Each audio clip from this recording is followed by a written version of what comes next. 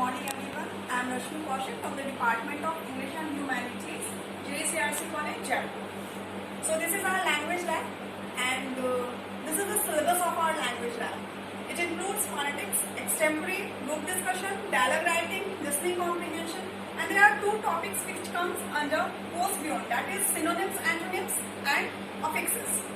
So now all these syllabus, these 1 to 5th are divided into 3 course outcomes, which is as follows. I'll give you a detailed study of the course outcomes. In the first course outcome, phonetics comes, which after studying phonetics, you will be able to have a better speaking skills. In the second course outcome, group discussion and listening comprehension consists, which will help you to groom yourself in a holistic way through various activities, which is group discussion and listening comprehension. And the third course outcome is that you will be able to write dialogues in various life situations by studying extempore and dialogue writing. So these are basically the 3 course outcomes. Now I would like to move on the particular topic which has been assigned today, which is antonyms, synonyms and affixes. Now, the first topic is antonyms. That what are antonyms? Antonyms are basically the words which give opposite meanings to any particular word. As for example, as I have written here, pleasure and pain. Pleasure means happiness, but pain means trauma, sadness, etc. By second example also you can see, war means fight, I can say, but peace means shanti.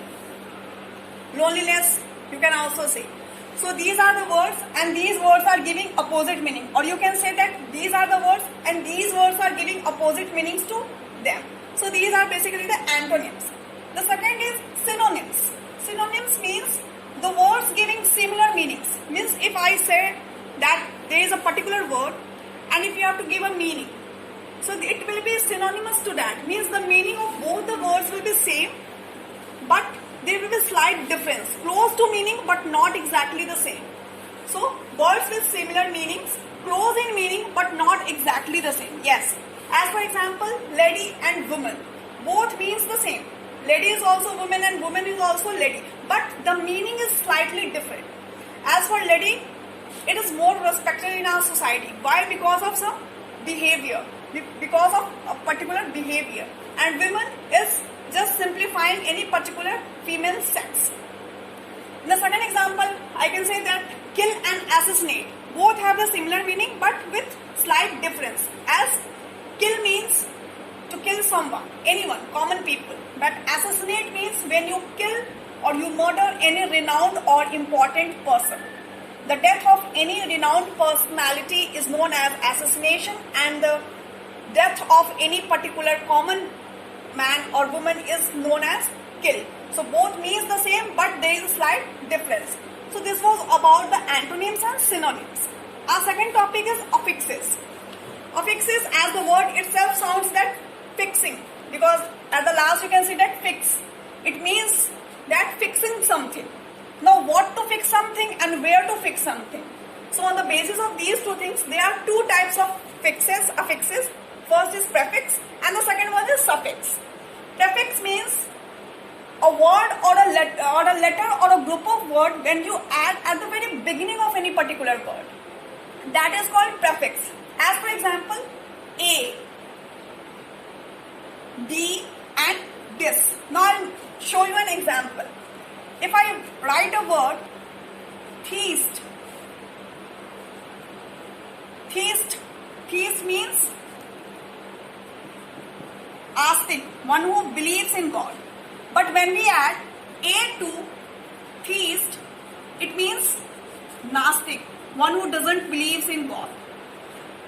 So I am adding A to this word, the meaning is changed. Likewise, if we take a word D, I have written here compose. Compose means to create. But when we add D to compose, it becomes decompose and the meaning is to destroy. So when we add any word or any letter or any group of letters to any word at the very beginning of any word, and the meaning is changed, that is called prefixes. Likewise, there is suffix. Only difference is that in prefix you are adding a letter or a group of letter at the beginning, and in suffix you have to add a letter or a group of letters at the end, and the meaning will be changed. I'll show you. This is why.